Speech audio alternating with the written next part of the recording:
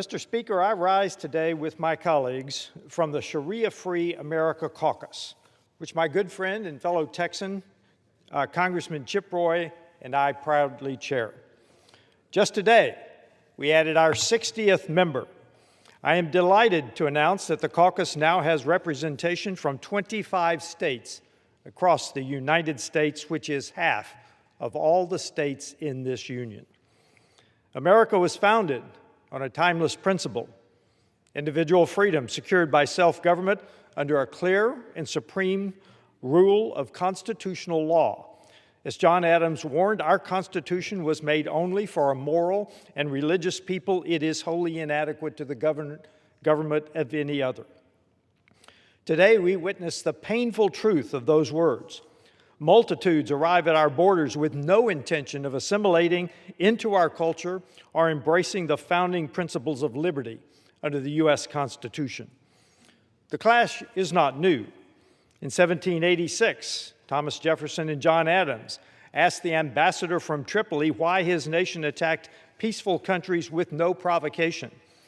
He replied that it was their right and duty under their laws of the Prophet and the Quran to make war on all who do not acknowledge Islamic authority, to enslave prisoners, and that every fighter slain would go to paradise. This was then and remains today a stark contrast of civilizations, one rooted in submission and domination, the other in individual liberty under constitutional law. Sharia poses a unique and profound danger.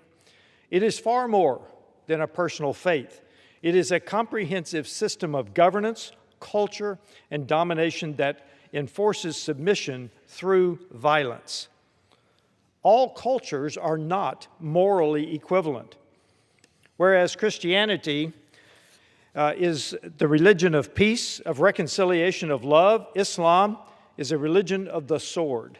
It stands in direct, irreconcilable conflict with a maximum individual freedom at the heart of Western civilization and our Judeo-Christian heritage. Our rights derive from our Creator, not from any man-made supremacist code. America gladly welcomes those who come to assimilate and worship freely according to conscience. But we must never accommodate a system that demands the submission of every surrounding society.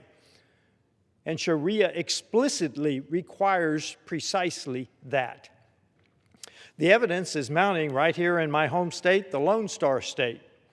In my own congressional district, Texas 3rd District, the East Plano Islamic Center, one of the largest mosques in North Texas, already operates a Sharia-adherent enclave in Plano. This is not merely a house of worship. It serves as the foundation for something far more troubling.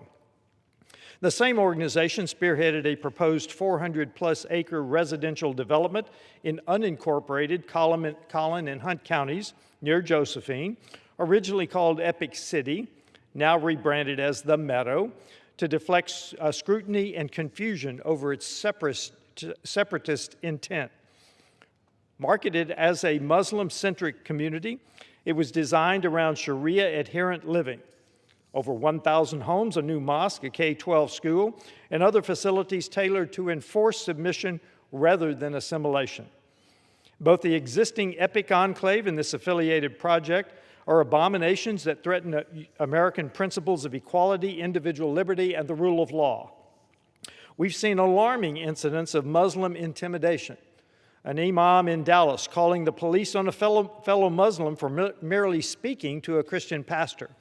Another in Houston captured on video threatening to occupy non-compliant businesses under Sharia. Texas is seeing explosive growth, roughly 48 new mosques in just the last 2 years. That is why on March the 3rd, Texas Republicans overwhelmingly passed Proposition 10 with 95% support, a clear mandate to ban Sharia in our state. Texans have spoken. American law only. No foreign ideology should make Americans feel like foreigners in their own country. Texas stands as ground zero in this fight, yet this is not just a Texas issue. Sharia's influence is advancing from Arizona to Minnesota, Alabama, Florida, and beyond. No state is immune. That's why our caucus has surged to 60 members across 25 states, bolstered by strong Senate support from figures like Senator Tuberville. As I've said repeatedly, Sharia has no place in America. Do not Sharia our America. Defend the West. Ban Sharia. The urgency of this fight was laid bare in the opening days of March when a disturbing wave of Islamist-inspired attacks struck our soil. On March 1st in Austin, a gunman opened fire outside a downtown bar, killing 3 innocent young Americans and wounding more than a dozen others. The Islamist terrorist, a naturalized citizen from Senegal with prior arrest, wore a sweatshirt proclaiming property of Allah, an undershirt bearing an Iranian flag, and left a Quran in his vehicle. This was no isolated act. March has seen multiple incidents linked to Islamist extremism. A failed ISIS-inspired bombing attempt outside Gracie Mansion in New York City on March 7th. A vehicle ramming and shootout at a synagogue in Michigan on March 12th, injuring dozens, and an ISIS-inspired shooting at Old Dominion University in Virginia that same day, targeting ROTC members and claiming 1 life. These attacks, clustered in a single month, underscore a chilling reality.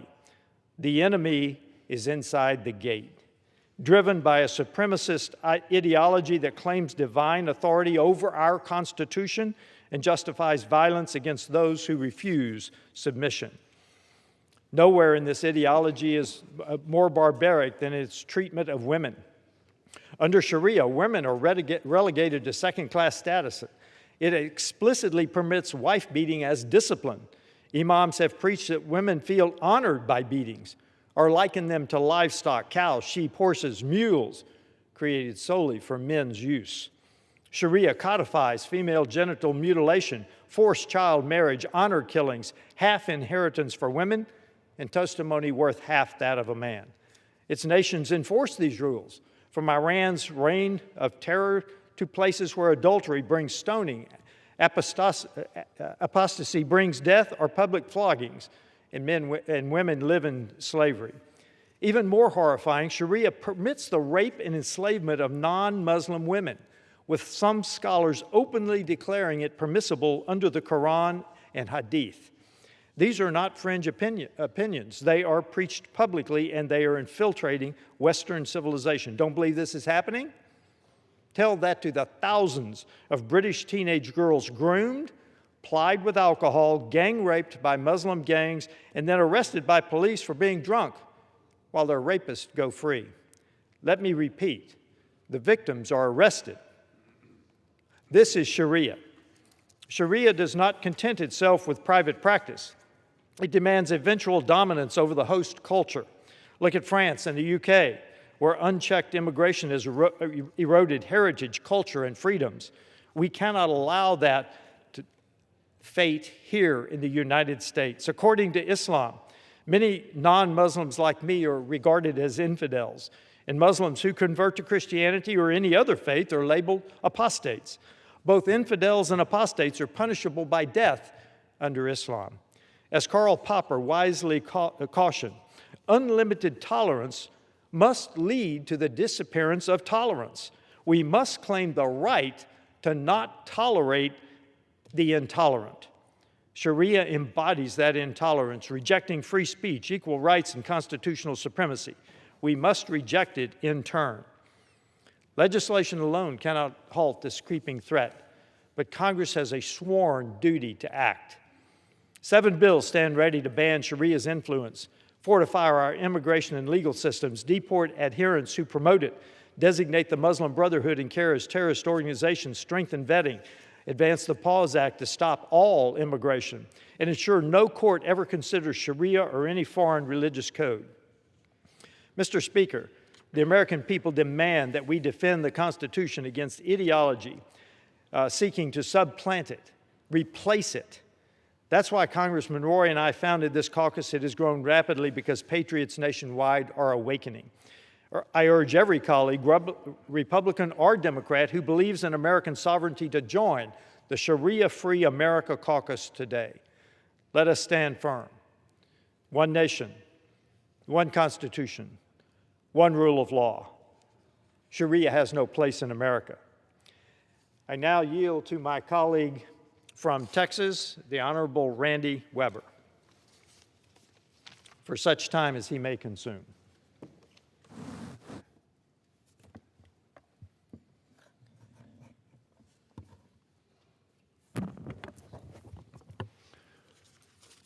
I thank you, Judge.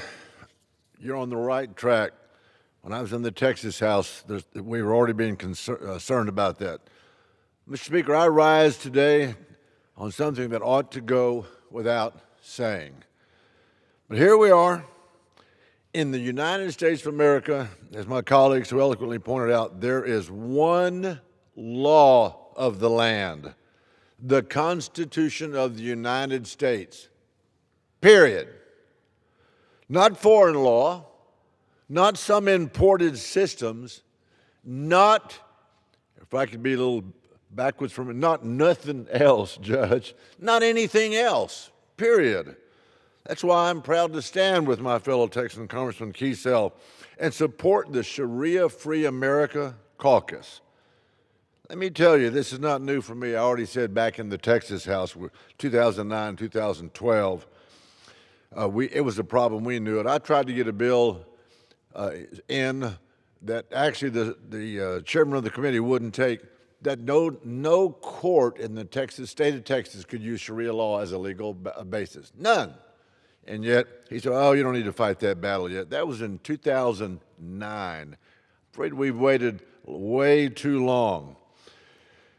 I led the fight to fight against that in the Sharia law back then from ever taking root in our courts. And I'm so glad that Keith Self has put this, along with Chip Royce, put this caucus together. I knew where that was headed back then. And here we are today. Now we are seeing examples that should wake the folks up that claim to be woke. In Irving, Texas, you have a neighborhood developed by Hamra Homes LLC with street names like Allah Akbar Court, Salma Jamil Court, Hasina Drive, all built around a mosque. Folks can live however they want to, however they choose. That's America. But hear me clearly. You don't bring a separate legal system into the United States of America. Not on my watch, not now, not ever. We are one nation under one constitution with one standard of law that applies equally to every single American. That is what the Sharia-Free America Caucus is all about. Drawing a line, standing firm, and saying, we will not compromise on this foundation of this country. Not now, not then, not ever. We are founded on Judeo-Christian principles, and that's what we're going to keep it on. We will defend our Constitution, and we will keep America, America. God bless Texas, God bless the United States of America, and God bless our caucus. Mr. Speaker, I yield back. Thank the gentleman for yielding. I now recognize my colleague from North Carolina, the Honorable Mr. Harris. Well, thank you. I'm grateful for my colleague in recognizing me and allowing me the time to share this afternoon on this important subject. I just want to share some facts because facts make a difference. Fact number one, Sharia law is not compatible with Western civilization. Fact number two, radical Islam glorifies violence. Fact number three, Sharia law has no place in our country. Radical Islam teaches harming innocent people, which the last time I checked is the complete opposite of America's Constitution, which protects the liberty of all people. Listen to these key ideologies that Sharia law teaches its followers. Honor killings, stoning, lashing, or amputation for crimes such as theft, blasphemy, or adultery. Imposing the death penalty for apostasy. And for those who don't understand apostasy, if someone wanted to leave Islam. For anyone wondering why radical Islam is dangerous and should be kept as far away from America as possible, they should just consider these few examples I've just given. To think radical Islam is not a close threat is far from the truth. We all see the rise of Zohran Mamdani's New York, which is becoming a front page for radical Islam, a place where extremists feel emboldened. We all witnessed a recent ISIS-inspired terrorist attack in New York, where 2 young men threw homemade bombs into a group of protesters. Mamdani's response to that terror attack? Blame it on white supremacy. Radical Islam is staining America. It is not just a danger in places like New York. It's made itself clear in a small, quiet suburban town, Mint Hill, in my district in North Carolina. At age 14, Christian Sturdivant pledged his allegiance to ISIS. And then 4 years later, he planned an ISIS-inspired terrorist attack using knives and hammers to target people at a grocery store and a restaurant on New Year's Eve. New Year's, a time normally filled with fireworks, food, and friends. But Mint Hill, North Carolina's near reality was an ISIS-inspired terrorist attack. I have to ask, how many more impressionable American teenagers are being influenced by this violent Islamist ideology? We must not ignore this growing threat. If we don't act now to stop Sharia law, what will America look like in 5 years or 10 years from now? I believe all of our roles in Congress are to set America up for a better future. We will not be silenced because we will speak the truth that others may be too afraid to say. America is not a place for radical Islam to thrive. Period. Full stop. And with that, Mr. Speaker, I yield back. I thank the gentleman for yielding. I'd now like to recognize the gentlelady from Illinois, Ms. Miller. Thank you, Congressman Self, for holding this special order and for confronting an issue that too many are afraid to name with clarity and conviction. Thank you. Sharia law is fundamentally incompatible with our Constitution and values that define our nation. Its mission is to expand, influence, and impose control at the expense of basic human rights. We are currently witnessing the chilling rise of Islamic terrorists who openly adhere to Sharia. They reject assimilation. They reject our laws. They reject the very idea of America itself. Many of my colleagues on the other side have chosen to stay silent. They sit on their hands while Sharia law marches through America. They refuse to speak honestly or act with urgency to defend the fundamental rights of the American people. Let me be very clear. We will not allow Sharia to take root in our schools or our institutions. We will not allow it to erode the foundation of our civilization. This is a defining moment, a test of whether we have the will to defend what has been entrusted to us. That is precisely what we are doing here today, exposing a dangerous ideology and refusing to bow to the pressures of political correctness or intimidation. If we fail to confront it now, it will not stop. It will continue to expand in an attempt to reshape our society into something unrecognizable, something fundamentally un-American. We will remain strong, sovereign, and free. Responsibility begins here in this chamber. It requires the courage of every one of us to stand firm in defense of the principles that have made this country the greatest and most free nation on the earth. I am proud to join the Sharia-Free America Caucus to stand alongside my colleagues, and thanks to President Trump for restoring law, order, and security. And I yield. I thank the gentlelady for yielding, and now recognize my colleague from Idaho, Mr. Fulcher. Thank you, Mr. Speaker. I'm proud to stand beside my colleagues here today. The rapid growth of the Sharia-Free America Caucus underscores the importance of this issue to millions of Americans. Sharia law is an oppressive, radical legal system that enables violent intolerance of non-believers, the subjugation of women, stoning or flogging as punishment for theft, adultery, or blasphemy as defined through their lands. Sharia law cannot coexist with the U.S. Constitution and the American rule of law. Sharia goes against the very principles that we in America hold dear: the right to practice the religion you hold to be true or not, the freedom to speak without fear of consequences, and the equal right of every man or woman to pursue liberty and happiness. Our Constitution provides guidelines for freedom, for independence and prosperity, and the rule of law is written around it. But Sharia governs every aspect of one's life. That alone makes it unconstitutional.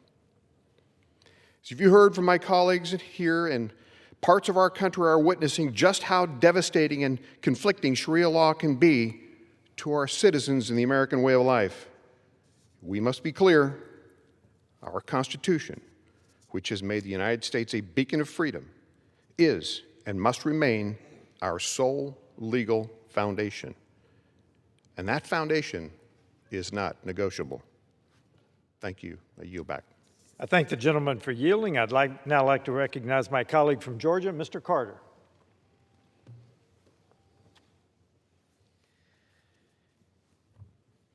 I thank the gentleman for yielding. Mr. Speaker, I rise today to speak against the invasion of Sharia law in America and across Western civilization. America was founded on Christian values by seeking freedom from a tyrannical government. Our nation is now the beacon of freedom around the world and the benchmark of Western civilization. Sharia law represents everything that America is against. It destroys society. It strips citizens of their dignity and God-given rights. Women are forced to be subordinates and second-class citizens. Speaking out against the government will get you killed, like the 30,000 Iranian protesters murdered in January of this year.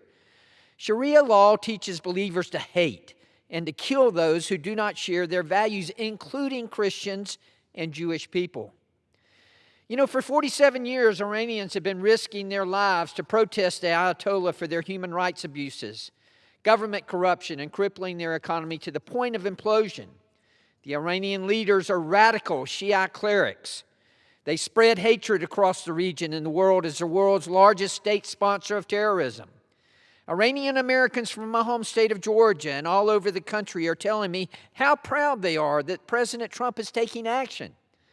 America heard their calls for help.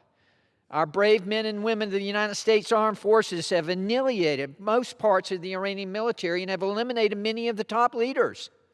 This includes Supreme Leader Ali Khamenei, who was responsible for the deaths of thousands of Americans. Iran helped sponsor and orchestrate the October 7th attacks that killed innocent Israelis at a music festival, including 46 Americans.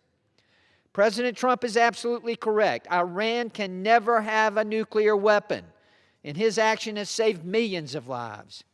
Unfortunately, the story is not the same in Europe.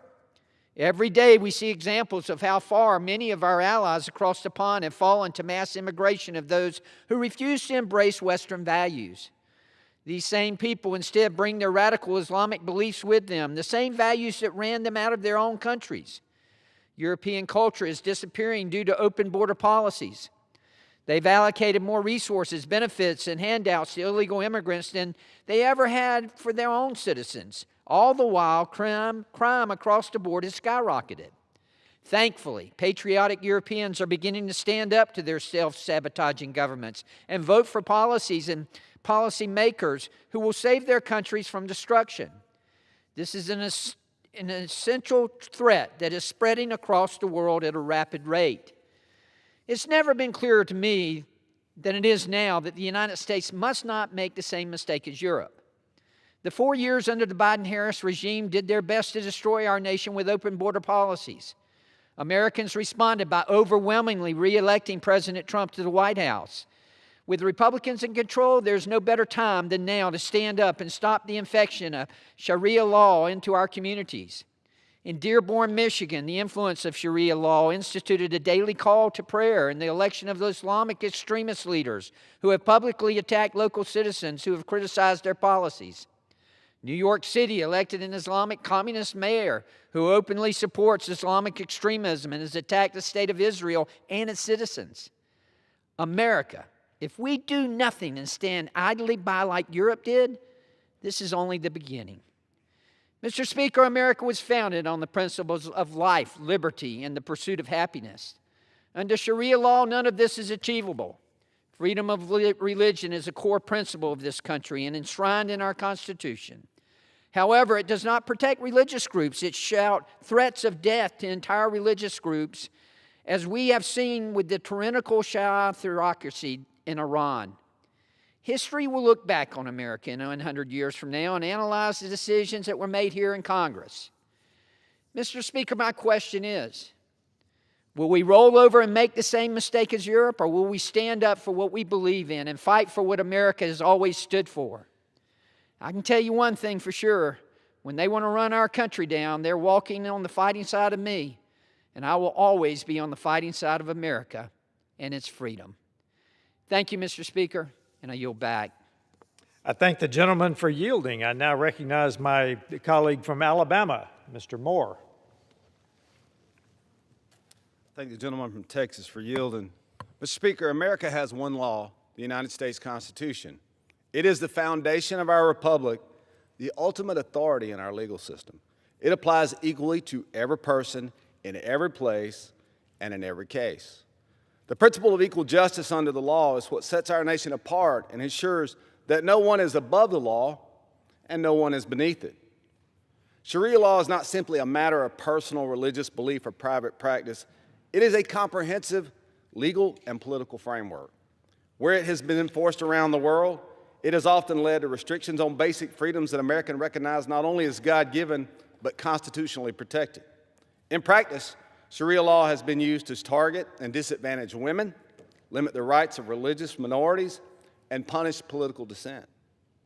Our system is built on individual liberty, accountability, and fairness, not on unequal treatment or restrictions based on belief, gender, or a background. No foreign legal code should ever influence American courts and create a parallel system of justice.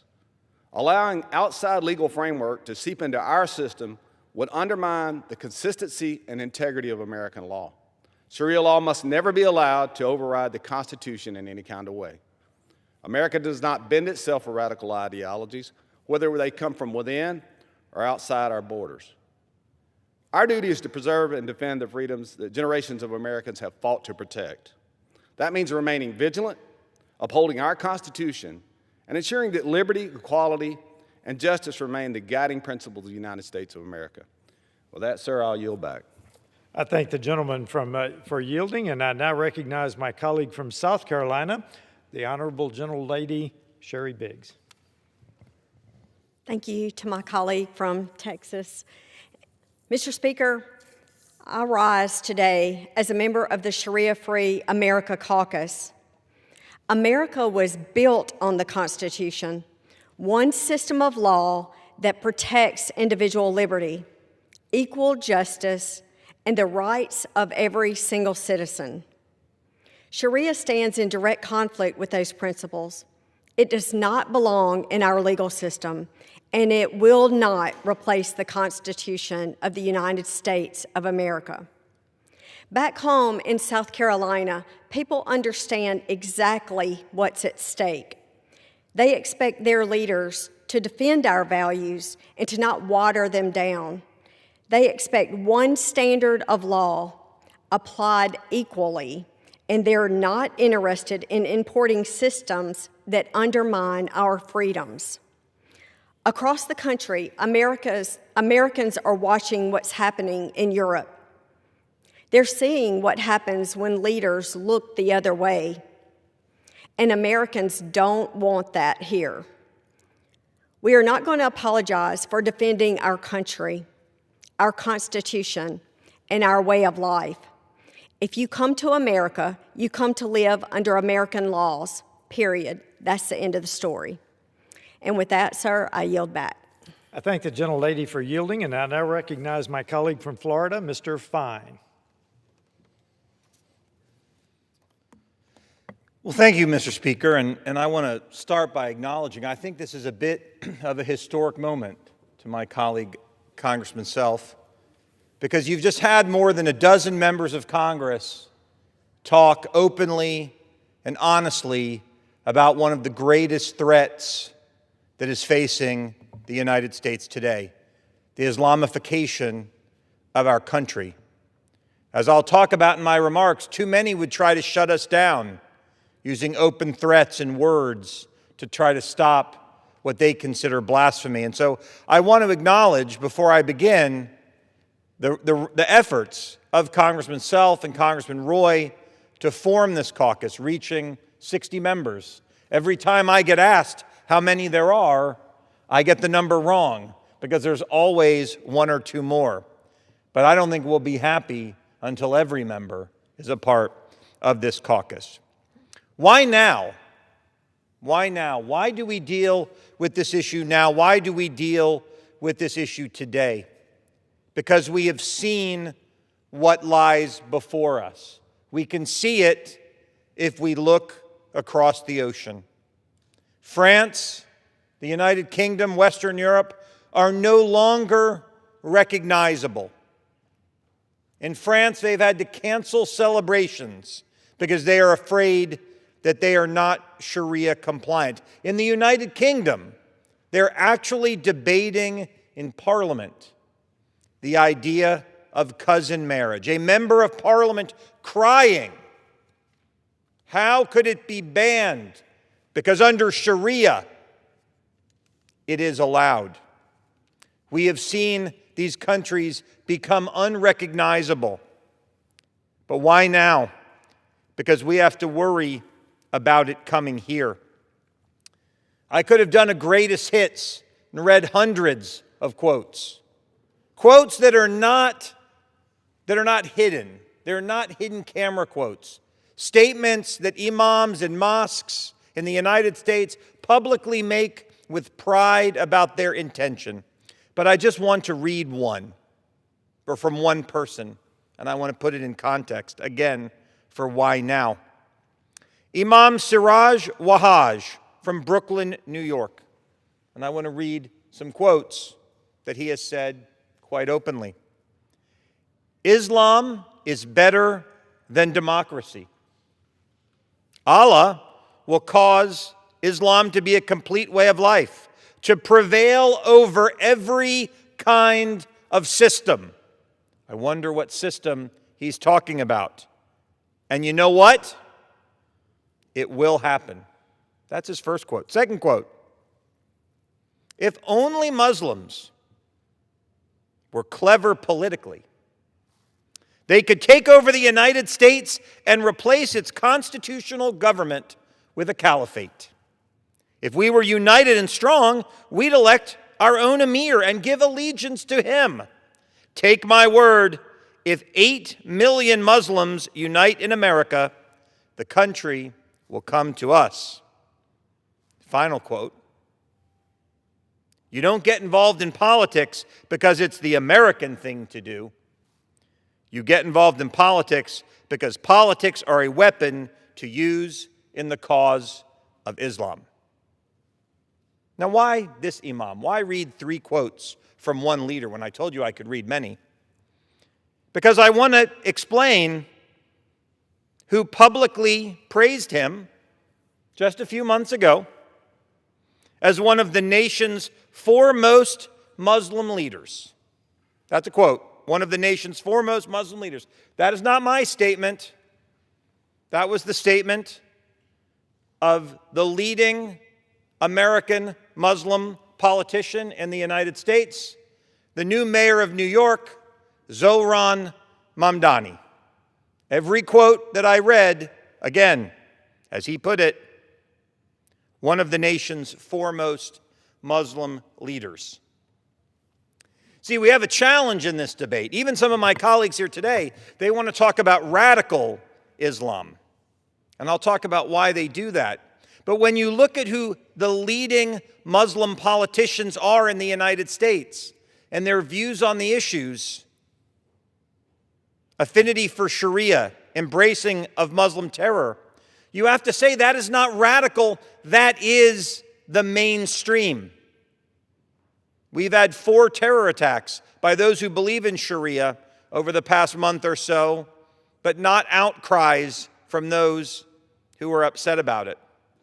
So having this discussion, talking about this is critical, because what we have learned is they will use our values to impose theirs upon us. See, it's okay to come to the United States, and it's okay to practice your religion in peace and prosperity. But the line gets crossed when, in order to advance your religion, others must submit to it. As Congressman Self talked about, talking about not all cultures being equal, part of what makes this debate so difficult is we are told that we are one giant human family, that we all believe the same things, that we all share the same ideals. But if we've learned anything in the past few years, that's not always true. We've seen those who've taken to terror to stop freedom of assembly in New York, freedom of worship in Michigan, freedom to go to a bar in Austin, Texas, freedom to go to a university in Virginia.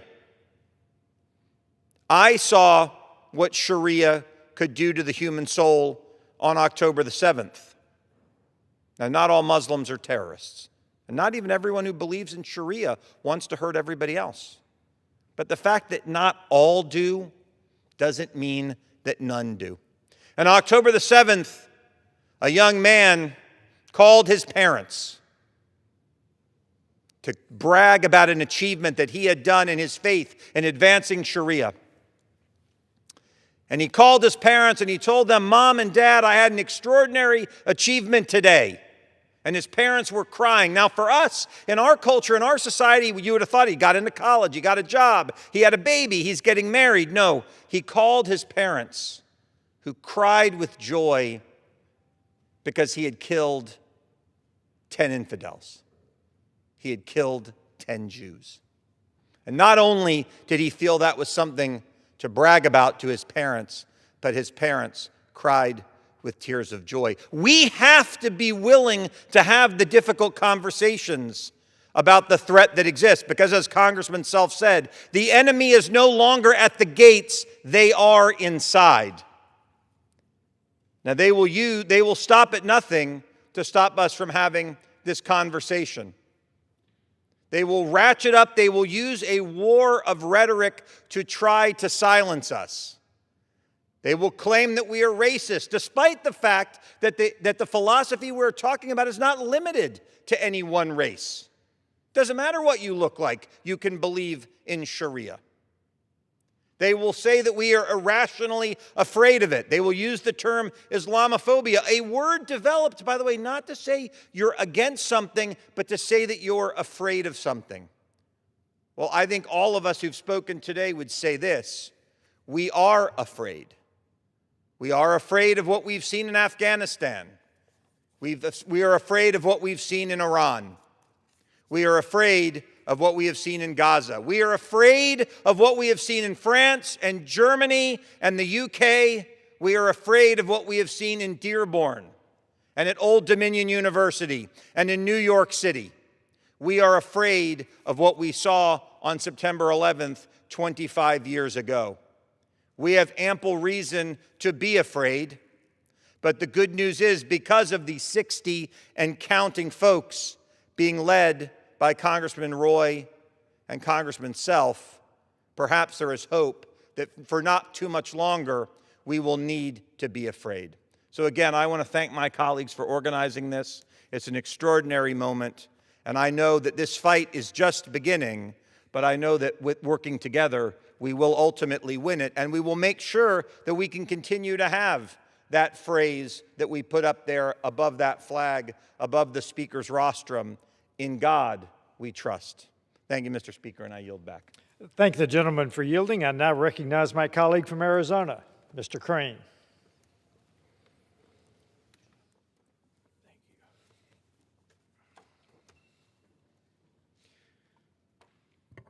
Thank you, Mr. Self.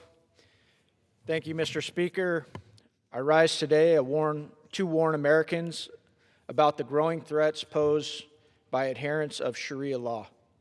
Supporters of this radical framework believe in a mandate to dominate those who refuse to conform to their belief system.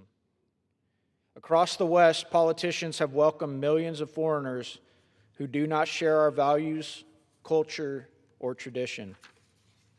As a result, they have undermined not only stability, but also the identity of their own nations. In Europe especially, weak leaders have ignored serious human rights abuses while punishing their citizens for speaking out against open border policies. While Washington prioritizes neutralizing the capabilities of adversarial nation states, we far too often ignore growing dangers from within our own borders. These internal vulnerabilities are far more difficult to confront since they spread quietly through our culture rather than kinetic warfare. Whether it's communism, socialism, or radical frameworks like Sharia, we have all observed movements counter to our nation's interests on the rise. If we don't shield our constitutional republic from ideological subversion, we risk eroding our liberties to appease those who refuse to assimilate. This should not be a controversial message. We have every right and obligation to defend the principles and structure implemented by our founding fathers. If people wish to live under Sharia law, there are dozens of nations that operate under it. But that is not the system we have chosen, nor is it compatible with our Constitution. Our laws are rooted in individual liberty, not religious authoritarianism. That is why I'm honored to join Representative Roy, Representative Self, and other colleagues as a member of the Sharia-Free America Caucus. We refuse to sit by as radicals pursue their goal of a global caliphate, and we will not pretend it has no threat to our way of life. Thank you, Mr. Speaker. I yield. Thank the gentleman for yielding. I now recognize my co-founder of this caucus, my fellow Texan, Mr. Roy. Well, I appreciate my friend from Texas, and I don't want to take up too much time. It's been a great hour. We've had a lot of good conversation. Appreciate the remarks from the gentleman from Florida, Mr. Fine. I think he outlined very well a lot of the concerns my friend from Arizona just did on top of what my friend from Texas has done. The fact is, you cannot win a war that you do not acknowledge exists. And let's be very clear, there is a war being waged against Western civilization, against the United States of America, and against the state of Texas where I live. And it is happening in real time. And it has been going on now for decades. And in fact, if you go all the way back to the 1991 memorandum that was put forward by the Muslim Brotherhood, there was a number of provisions in it. But the one I want to highlight is this. In order for Islam and its movement to become part of the homeland in which it lives, stable in its land, rooted in the spirits and minds of its people, enabled in the lives of its society, and as firmly established organizations,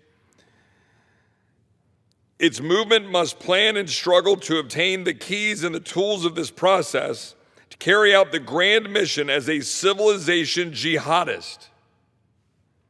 Responsibility which lies on the shoulders of Muslims and on top of them, the Muslim Brotherhood in this country. The process of settlement is a civilization jihadist process with all the word means. I could keep going. This is organized. There are 600 organizations operating in this country and in Texas trying to drive the Islamification of the United States of America in direct conflict with our laws, our Constitution, and the Declaration of Independence.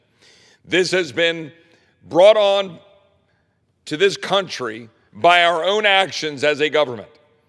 Since 9/11, some 5 million people have been granted ability to come into our country from majority Muslim countries in a post-9/11 world after we were attacked.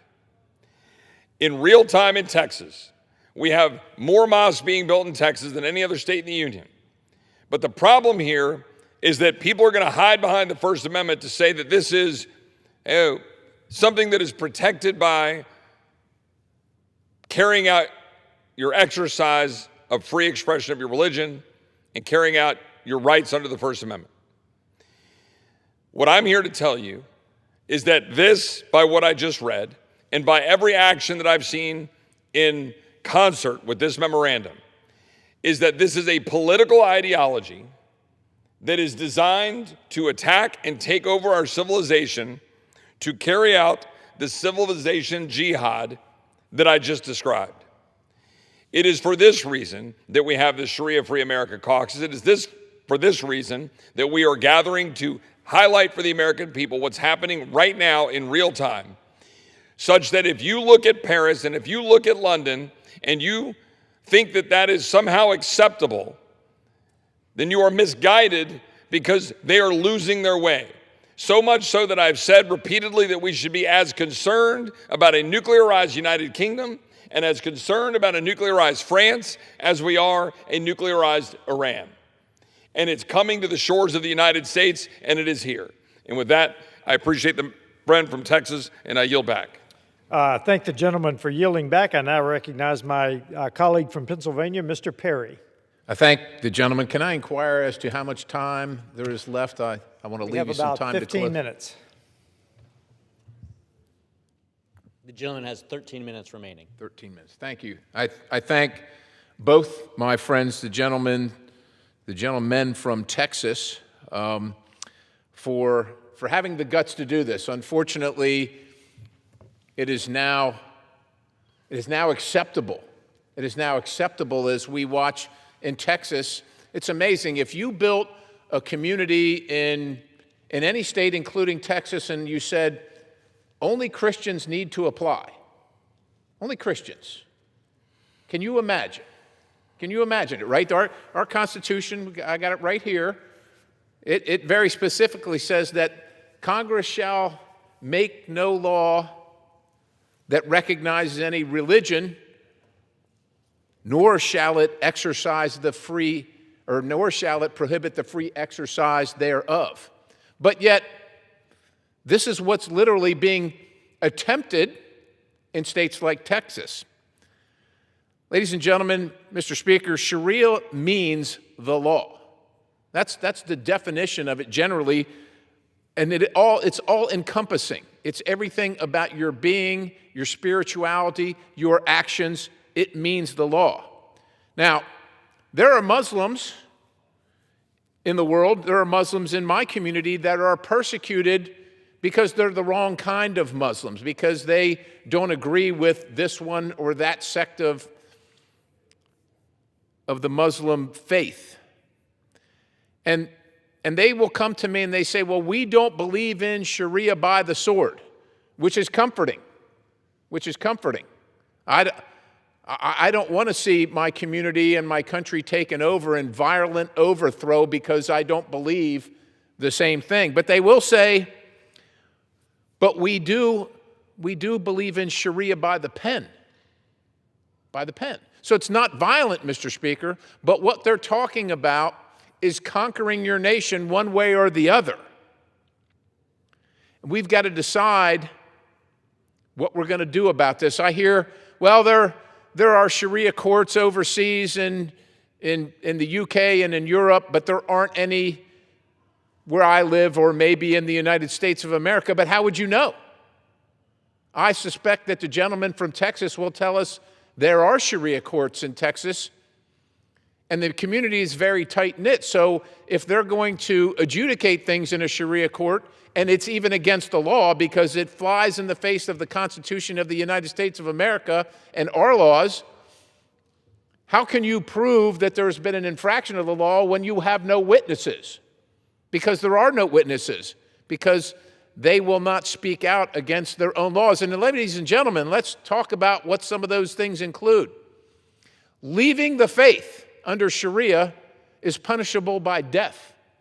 Things like theft, which is a serious crime, And we have punishments in the United States of America, but they don't involve removing your limbs. But that's true in Sharia. If you're charged with adultery, if a woman is charged with adultery, the punishment is stoning to death. They have honor killings in Sharia. So for forced marriages, if a young lady barely out of her teens or still in her teens refuses to marry as she's directed by her parents, well, they're justified under Sharia in killing her. This has no place in America. This just simply has no place in America. And people say, well, it's over there. It's not here. Ladies and gentlemen, I want to remind everybody, Egypt was not always under Sharia. Neither was Syria. Neither was Turkey. Neither was Iran. These countries were all something else. We have just grown up in our lifetime thinking that's what they always have been because that's what we always have known them. That's what we have always known them to be. But they were not always that way. Sharia is tolerated, I think, because it is characterized as a religion. It is characterized as a religion. But I would ask you this. If it's characterized as a religion, and there are many in this body that fight continuously for, as they call it, the separation of church and state, which, by the way, cannot be found in the United States Constitution, how is it that schools in some states are now forcing Sharia-compliant meals in their schools? The schools are funded by the states. The schools are funded by the federal government. How is that possible? Yet it is possible. It's possible, and it's happening. Now, my friend from Texas mentioned the Holy Land Foundation investigation, the largest terror investigation in United States history, where it was laid out by the Muslim Brotherhood how they were going to conquer America. How they were going to. We have the plan. We know the plan under Sharia. And it is a long time, since 1991. It is 2026, ladies and gentlemen. Their plan is generally to come, not to be Americans, but to be in America, to act as the underclass, to use the sympathy and guilt of the nation that they have come to, and prey upon those who feel sympathy and guilt for them being in the underclass. But they refuse to assimilate to that culture, whether it's America, whether it's Europe, or any other culture other than their own. They just live in that culture. And others around them, because they don't want to be a part of that, they move away. And then more Sharia-compliant individuals move into the neighborhood, and once they reach a critical mass, then they start instituting Sharia law. And that's how it goes. And I'm not saying, and I don't think the gentleman from Texas, either gentleman from Texas, we all know. I have upstanding, law-abiding, life-loving, freedom-loving, Constitution-loving Muslims living in my community. There are whole nations, believe it or not, of those kind of folks. But I will tell you this. Once the local imam says you're going to comply or become an apostate, and the wages and the penalty for apostasy are death, that's a very strong motivator to say, well, yeah, I know I live in America, I know I live in the UK, I know I live in Ireland or Spain or France, but my religion says this. Ladies and gentlemen, Sharia law has no place in America. And it is time for all of us to wake up and make sure that we have a righteous conversation with all Americans, with Christians, with Buddhists, with Muslims, with atheists, with everybody, to preserve what we all love in America, which is the freedom to exercise our own beliefs. There is only one so-called law, Sharia law, that disallows that for everyone else. And that is why it is not appropriate to have it. And with that, I yield the balance back to my good friend from Texas, and I thank him. I thank the gentleman for yielding. Sharia is alive, well, and operating in Plano, Texas. Right now, as I speak, there is an existing Sharia-adherent enclave run by the East Plano Islamic Center in my congressional district. It's been functioning for 12 years, right in our midst.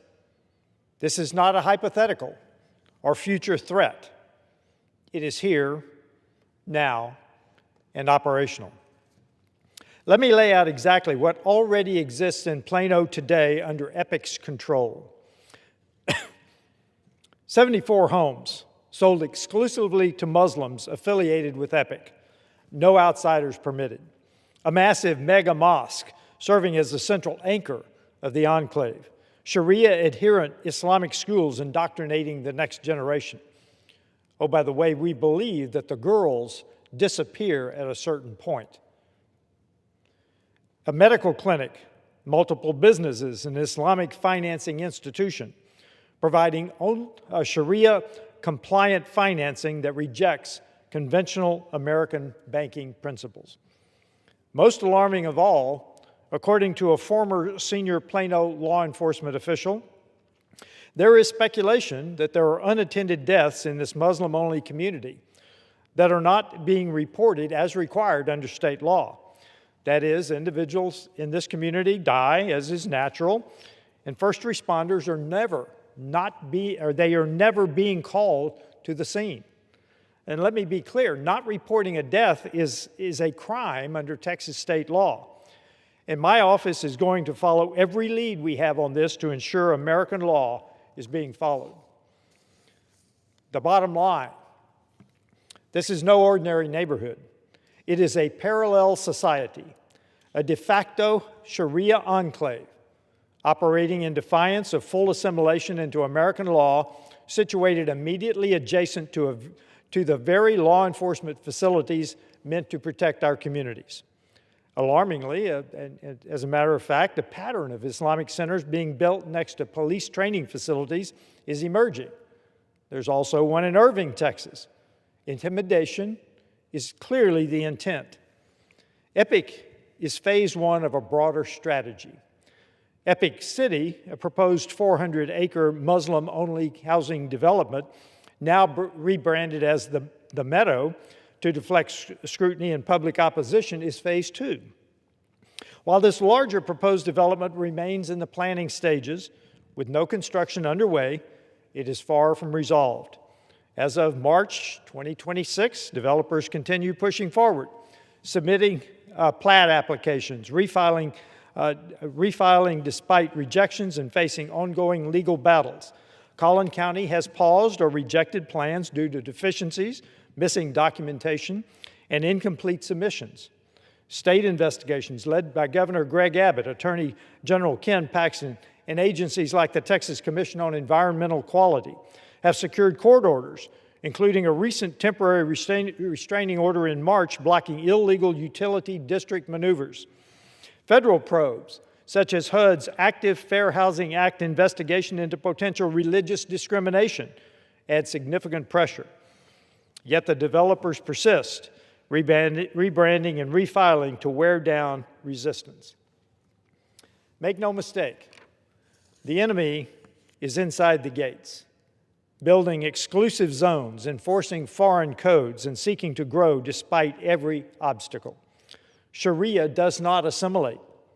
It dominates and conquers. America welcomes people of every faith who come to live under our Constitution and assimilate into our society. But we will never tolerate a system that creates submission-based enclaves, exclusive housing markets, or fortresses overlooking our police academies. This is why our caucus continues to grow rapidly. This is why Texans passed Proposition 10 by a 95% landslide to ban Sharia in Texas. And that is why we must remain vigilant at every level, local, state, and federal. Mr. Speaker, the American people demand that we defend the rule of law, not allow its gradual erosion. Sharia has no place in Plano. Sharia has no place in Texas. Sharia has no place in America. I urge every colleague who values American sovereignty to join the Sharia-Free America Caucus today. Let us defend the West. Let us defend our freedoms. Let us defend American sovereignty. And I yield back the balance of my time.